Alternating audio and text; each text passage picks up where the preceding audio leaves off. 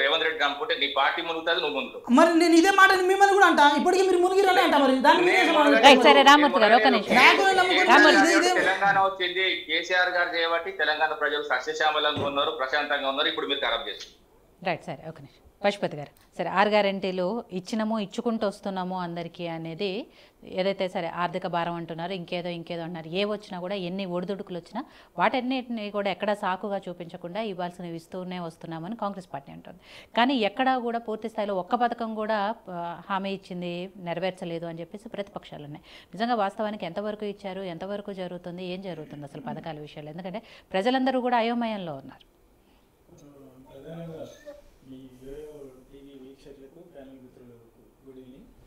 అయితే నేను మొన్న అనుకుంటున్నాను, ఈనాడు పేపరు లేకపోతే నమస్తే తెలంగాణ, సాక్షి మీడియాలో చూస్తే ఏం చేస్తారంటే ప్రభుత్వం ఇచ్చిందని అక్కడ ఒక హెడ్లైన్స్ ఉంటుంది, దాని కింద ఏమీ ఇవ్వలేదని ప్రతిపక్ష పార్టీలు ఉంటాయి. అంటే ఈ మీడియా వాళ్ళ రిప్రజెంటేషన్ ఏంది, మీడియా వాళ్ళ పాత్ర ఏందో నేను కూడా కన్ఫ్యూజన్లో ఉన్నాను. ఎందుకంటే వాళ్ళు చెప్పింది రాస్తున్నారు, వీళ్ళు చెప్పి రాసింది, బట్ దాని కన్క్లూజన్ ఎక్కడ? అందుకే జనాలంతా అసలు గందరగోళం వస్తున్నాయా, అవసరం ఎవరికి ఇస్తారు, ఎవరికి ఇస్తలేరు. పై మెసేజే ఇప్పుడు రైతు బంధు 17,000 కోట్లు రుణమాఫీ దేశంలోనే ప్రపంచంలోనే గొప్పగా చేసినామని వీళ్ళు రాస్తారు. అసలు ఏ ఒక్క ఊరికి రాలేదని వీళ్ళు అంటారు. రెండు ప్రింట్ చేస్తున్నారు. సో పీపుల్ అయినా అంటే బీయింగ్ అని ఒక ఎడ్యుకేటెడ్గా, ఒక అనలిస్ట్గా మనమే ఒక కన్ఫ్యూజన్ ఉంటే సామాన్య ప్రజానికం కన్ఫ్యూజన్ ఉండడం పెద్ద సమస్య కాదు. కానీ ఇక్కడ కూడా ఇప్పుడు కూడా గత ప్రభుత్వం కానివ్వండి, ఈ ప్రభుత్వం కానివ్వండి, భవిష్యత్తులో వచ్చే ప్రభుత్వాలు కూడా చేసినవి చెప్పుకుంటారు కానీ చెయ్యని చెప్పరు ఎవరు కూడా. గతంలో బీఆర్ఎస్ ప్రభుత్వం కూడా కొన్ని కమిట్మెంట్స్ ఇచ్చింది, వాళ్ళు కూడా కమిట్మెంట్స్ ఫుల్ఫిల్ చేయలేదు. అంటే రీజన్స్ ఏవైనా ఉండొచ్చు.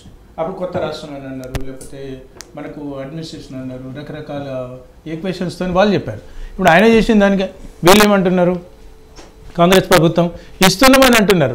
వీళ్ళకి ఎక్కడ ఒక రైట్ టు ఇన్ఫర్మేషన్ యాక్ట్ ఉంటుంది, వాళ్ళు వేయరు. ఒక రైట్ టు ఇన్ఫర్మేషన్ యాక్ట్ని 21 రోజులు పంపించాలి.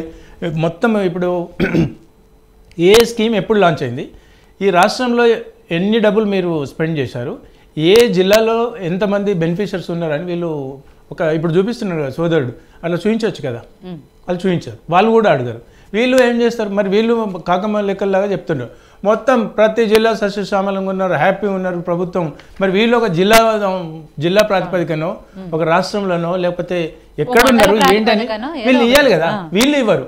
అంటే ఒక సామెత ఉంటుంది తెలంగాణలో, బర్రెలను చెరువులో తోలి కొమ్ములకు బేరం పెట్టిండ్రు అంటారు. అంటే కొమ్ములు చూసే వ్యాపారం చేస్తారు, ఇది మంచిది ఇది చెడ్డది అని. అంటే బర్రె దాని ఫిజికల్ స్ట్రెంత్ ఎంత ఉంది, ఫిజికల్గా ఏజ్ ఎంత ఉంది ఎవడు చూడాడు. సో వీళ్ళ ప్రభుత్వాల యొక్క గత ప్రభుత్వాలు కానివ్వండి, ఈ ప్రభుత్వాలు కానీ అదే ధోరణి తప్ప, వాళ్ళు చేసిన తప్పని వీళ్ళు అనడం, వీళ్ళు చేసిన తప్పని వాళ్ళు అనడమే తప్ప, అంటే బురదజల్లే రాజకీయాలే తప్ప దెర్ ఇస్ నో ట్రాన్స్పరెన్సీ. అయితే వీళ్ళు కూడా ఏం చెప్తున్నారు, ఒక నిబద్ధత ఉండాలి. గతంలో ఉదాహరణకు చెప్తున్నారు, గతంలో నేను ఒక సలహా ఇచ్చాను కేంద్ర ప్రభుత్వానికి, బీజేపీ ప్రభుత్వానికి, జిఎస్టీకు అనవసరంగా పెట్రోల్ ఛార్జెస్ వేస్తున్నారు అవన్నీ వీళ్ళు రాష్ట్ర ప్రభుత్వాలు ప్రతిపక్ష పార్టీలు గొడవ చేస్తుండే. దానికి నేనేమన్నాను, ఒక సూచన గవర్నమెంట్ ఆఫ్ ఇండియాకి, మీరు ఛార్జెస్ చేస్తున్నటువంటి టారిఫ్స్ ఏవైతున్నాయో ఏ రాష్ట్రానికి ఎంత పోతుంది, కేంద్రానికి ఎంత పోతుంది డిస్ప్లే పెట్టండి బాబు అని పెట్టాను. పెట్టేస్తే ప్రజలకు క్లారిటీ వస్తుంది కదా. అంటే క్లారిటీ వాళ్ళు ఇవ్వరు, వీళ్ళు తన్నుకోవాలి, వీళ్ళు కన్ఫ్యూజన్లు ఉండాలి, వీళ్ళ పబ్బాలు గడుపుకోవాలి, వాళ్ళు తిట్టడానికి వీళ్ళు అవకాశం ఇస్తారు, వీళ్ళు తిట్టడానికి వాళ్ళకి అవకాశం ఇస్తారు. క్లారిటీ ఇచ్చేస్తే సమస్య అసలు ఎవరు మాట్లాడుకోరు కదా. ఈ రాజకీయ నాయకుల గురించి మాట్లాడేవాడు, అందుకని వాళ్ళని ఇగ్నోర్ చేస్తారు. ఎవ్రీథింగ్ ఈజ్ డిజిటల్ అవైలబుల్ ఉందనుకోండి, అసలు వీళ్ళు చెప్పేటి వాళ్ళు చప్పట్లు కొట్టడానికో, వీళ్ళు చెప్పేటి నిరసనలు తెలిపడానికి 1000 మంది బోరు కదా. అంటే వాళ్ళకు యాక్టివిటీ ఉండదు, వీళ్ళకి యాక్టివిటీ ఉంటుంది. ఇది ఎటు వచ్చేసి ప్రజలకు మభ్యపెట్టే కార్యక్రమమే తప్ప, ఎస్ ఒక ప్రభుత్వం గతంలో ఉమ్మడి ఆంధ్రప్రదేశ్ నుండి మనం తెలంగాణ రాష్ట్రం ఆవిర్భవించినాక కొన్ని సమస్యలు ఉన్నమాట వాస్తవం, దాన్ని అధిగమించారు. ఎట్ ద సేమ్ టైం వాళ్ళు కూడా ఇచ్చినటువంటి కమిట్మెంట్స్ కూడా ఫుల్ఫిల్ చేయలేదు గత బీఆర్ఎస్ ప్రభుత్వం కానివ్వండి, టీఆర్ఎస్ ప్రభుత్వం కానీ. సో వీళ్ళకి ఇప్పుడు వాళ్ళు ఏంటి క్వశ్చన్ వేస్తున్నారంటే, మేము చేయనందుకే కదా మాకు అధికారం నుండి పరిస్థితి తెచ్చారు, మరి మీరెందుకు కమిట్మెంట్ ఇచ్చారు అని అన్నారు. ఇప్పుడు వీళ్ళు అంటున్నారు బీఆర్ఎస్ వాళ్ళు, మీరే ఇచ్చారు కదా 100 రోజులని, మీరే ఇచ్చారు కదా 3 రోజులని, మీరే ఇచ్చారు కదా 6 గ్యారెంటీలు అని. 6 గ్యారెంటీలు ఇచ్చారు, అబద్ధం ఆడితేనే కదా. ఇప్పుడు ప్రజలు ఎప్పుడు నమ్ముతారు, అబద్ధం ఆడే వాళ్ళకే ఎక్కువ నమ్ముతారు, గొర్రె కషాయాన్నే నమ్ముతుంది. ఇప్పుడు కాంగ్రెస్ ప్రభుత్వం కూడా అదే చేసింది. కానీ అట్ ద సేమ్ టైం డబ్బులు లేవు అని వీళ్ళు అనడం కూడా సరైనది కాదు. ఎందుకంటే డబ్బులు ఏముంది, రాష్ట్ర జనాభా ఎంత, రాష్ట్రంలో ఉన్నటువంటి బెనిఫిషియర్స్ ఒక స్కీమ్ అనౌన్స్ చేసేటప్పుడు ఎంతమంది బెనిఫిషియర్స్ ఉన్నారు, ఎంత ఖర్చు అవుతుంది అనేది వీళ్ళకి ఒక కూలంకుషంగా అంచనా ఉంటుంది కదా. అంచనా ఉన్న తర్వాత మీరు హామీలు ఇచ్చేసి ఇవాళ డబ్బులు లేవు అని అంటున్నారు.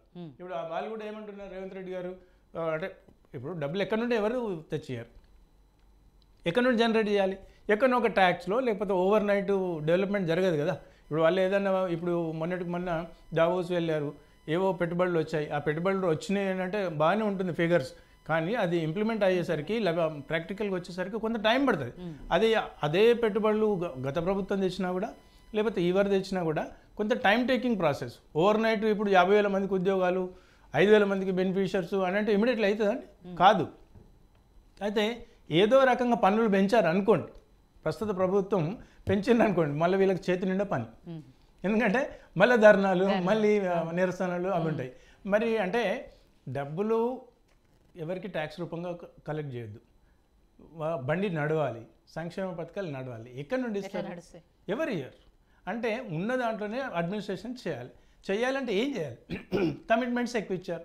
ఇప్పుడు వాళ్ళు ఏమంటారు, అలా అంటే కమిట్మెంట్స్ ఎందుకు ఇచ్చారు అని అంటున్నారు. మరి గత ప్రభుత్వంలో మొన్న ఎలక్షన్స్ మేనిఫెస్టోలో కూడా కాంగ్రెస్ ప్రభుత్వం ఏదైతే హామీలు ఇచ్చిందో టీఆర్ఎస్ అంతకంటే కూడా ఎక్కువనే హామీ ఇచ్చింది. ఒకవేళ ఆ ప్రభుత్వం కూడా అధికారంలోకి వస్తే నిజంగా కూడా వాళ్ళు కూడా సమస్యలు ఎదుర్కొనే వాళ్ళే. ఇవాళ వాళ్ళు ఒక రకంగా ప్రతిపక్షంలో ఉండి వాళ్ళు సేఫ్ జోన్ ఉన్నారు. ఎందుకంటే ప్రజలు ఇంతకంటే ఎక్కువ ప్రశ్నించేవాళ్ళు. అప్పుడు వాళ్ళకు సరే అది వాళ్ళు హ్యాట్రిక్ కొడుదురా ఇక తర్వాత వదులుకుందురా, దట్ ఈస్ డిఫరెంట్. కానీ వాళ్ళు కూడా ఇంకా వీళ్ళకంటే వీళ్ళు ఇప్పుడు 1,45,000 కోట్లు అప్పు చేసిండ్రు ఈ 14 నెలల్లో. అదే కనుక వాళ్ళ హామీలు కనుక ఇస్తే వాళ్ళు 1,80,000 1,90,000 కోట్లు చేయాలి. ఐదర్ ఇంప్లిమెంట్ అనే చేయాలి, ఐదర్ ప్రజలకు ఇచ్చినటువంటి హామీలన్నీ ఎగ్గొట్టాలి. ఈ రెండే కారణం. ఇక్కడ చేయాల్సింది ఏం లేదు.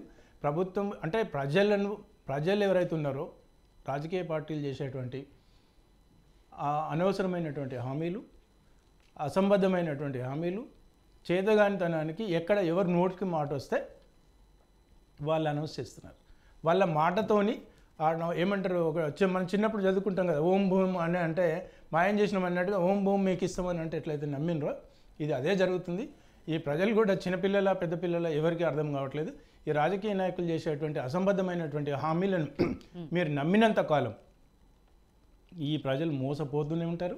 భవిష్యత్తులో కూడా దీనికి ఎక్కడ పులి స్టాప్ ఉండదు.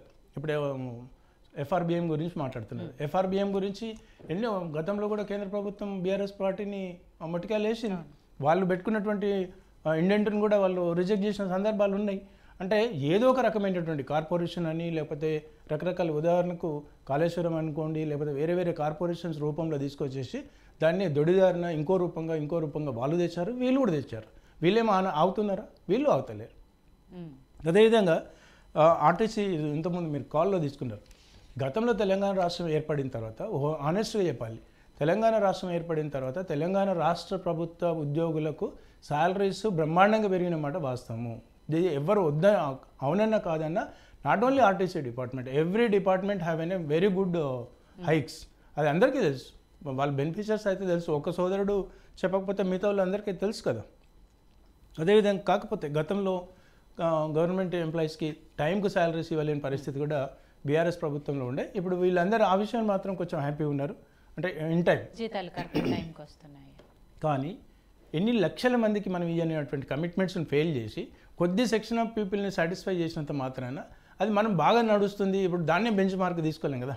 ఇప్పుడు వీళ్ళు ప్రతిపక్ష పార్టీలు కావచ్చు, ప్రజలు కావచ్చు, ప్రభుత్వ ఉద్యోగులకు ఇన్ టైంకు శాలరీ ఇస్తున్నాం అని అంటున్నారు. మరి మాకేమైంది భయ్, మా రైతు బంధు ఇది అని వాళ్ళు అడుగుతున్నారు.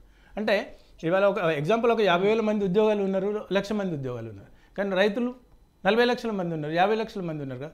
50 లక్షల ఉన్నటువంటి ఆరోపణ ముఖ్యమా, 50,000 లక్షల మంది ఉన్నటువంటి ప్రభుత్వ ఉద్యోగుల సంతృప్తి ముఖ్యమా? అదే ప్రభుత్వ ఉద్యోగులు కూడా మళ్ళీ కొంతమందికి అగ్రికల్చర్ రుణమాట వాస్తవం, వాళ్ళ బంధువులకు, వాళ్ళ రిలేటివ్స్కు, లేకపోతే మిత్రులకు. మరి వాళ్ళు కూడా అంటున్నారు మాకైతే శాలరీ బాగానే వస్తుంది, కానీ ఎట్ ద సేమ్ టైం రైతులకు ఇస్తలేరని, మహిళలకు ఇస్తలేరని. అయితే చెప్పుకోదగినటువంటి మార్పు ఏముంది అంటే, ఓన్లీ మహిళలు కూడా స్టార్టింగ్లో ఉన్నంత క్రేజీ ఇప్పుడు ఏదో పని కట్టుకొని కంపల్సరీ ఇప్పుడు పోవాలి, మనం ఫ్రీగా వెళ్దాం అని కొట్లాటలు లేవు కదా, బస్సుల్లో కొట్లాటలు లేవు కదా. మధ్యకాలంలో ఏం వీడియోలు అంటే వస్తాయి? ఆటోమేటిక్గా అంటే ఏదైతే ఒక సంక్షేమం పెట్టినరో వాళ్ళకి అది ఉంటుందా పోతుందా అనేటువంటిది కాదు, ఒక ఎగ్జైట్మెంట్ ఉంటుంది, ఒక ఫెసిలిటీని ఉపయోగించుకోవాలని ఉంటారు. కాకపోతే ఎస్ ఒక కామన్ మెన్, ఒక సేల్స్ మెన్గాను, ఒక లేబర్కు ఆ రోజుకు ఒక 50 రూపాయలు తగినట్టే. కానీ దాన్నే బెంచ్ మార్క్ తీసుకొని వీళ్ళు సంతృప్తి పడితే ప్రజల్లో నిరాశ నిస్పృహలు రగులుతున్నాయి. గతంలో రగిలినాయి, ఇప్పుడు కూడా రగులుతున్నాయి. రేపు స్థానిక సంస్థలు జరిగేటప్పుడు ఇవన్నీ నిరసన కార్యక్రమాలు ఉంటున్నాయి. ప్రతిపక్ష పార్టీలు ఏం చూస్తాయండి, ఎవరికైతే ఏ కొద్ది సెక్షన్ ఆఫ్ పీపుల్కి మీరు ఇచ్చినటువంటి కమిట్మెంట్స్ ఫెయిల్యూర్ అవుతారో వాటినే పట్టుకుంటారు. ఇప్పుడు వీళ్ళు ఏం చెప్తారు, మేము ఏ జిల్లా కన్నా పోయినారు అనుకోండి, ఇప్పుడు ఒక మండలానికి, సారీ టు మర్చిపోతే మళ్ళీ ఇబ్బంది పడతాను నేను, ఆ తర్వాత మాట్లాడతాను.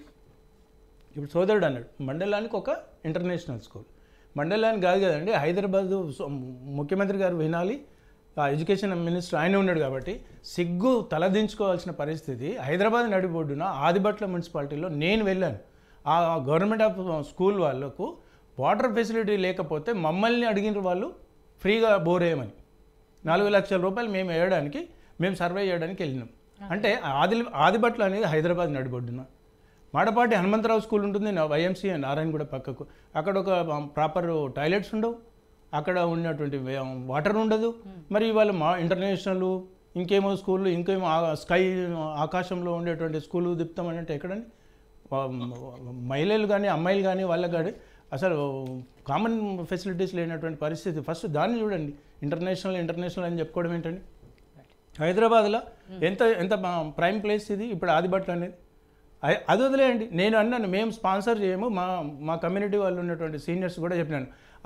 ఏదైనా కొడుకు ఆ కాన్స్టిట్యున్సీలో ఉన్నటువంటి ఎమ్మెల్యే గారికి మనం 50 మందిని పోయి మనం కండక్ట్ చేసి డబ్బులు ఇచ్చే బదులు ఈ 50 మంది పోయి ఆ ఎమ్మెల్యే గారిని చెప్పు తీసుకొని కొట్టాలని చెప్పాను. ఎందుకంటే మరి వాడికి కనీసం ఎడ్యుకేటెడ్ చదువుకునే పరిస్థితిలో లేనటువంటి తరుణంలో ఇంకా ఏం చేసుకుంటామండి? ఈ వెధ స్కీమ్లో ఎవరి కోసం అడుగుతున్నారు? గత ప్రభుత్వం కూడా, ఇవాళ ఓన్లీ కాంగ్రెస్ అంటలేదు, గత ప్రభుత్వం హయాంలో కూడా మేము చెప్పినాం. ఉదాహరణకు మహమ్మద్ అలీ చాదర్ఘాట్లో ఒక స్కూల్ బెంచీలు లేవు, ఫ్యాన్లు లేవని రిక్వైర్మెంట్ వచ్చింది మా కమ్యూనిటీకి. నేను అన్నాను నేను ఇవ్వద్దు అని నేను అపోజ్ చేశాను. ఆడెవడైతే ఎడ్యుకేషన్ చీఫ్ సెక్రటరీ ఉన్నాడో లేకపోతే ఆ మంత్రి ఉన్నాడో ఆ పక్కకు ఉన్నటువంటి ఆ హోమ్ మినిస్టర్ వానికి తెలివిందా?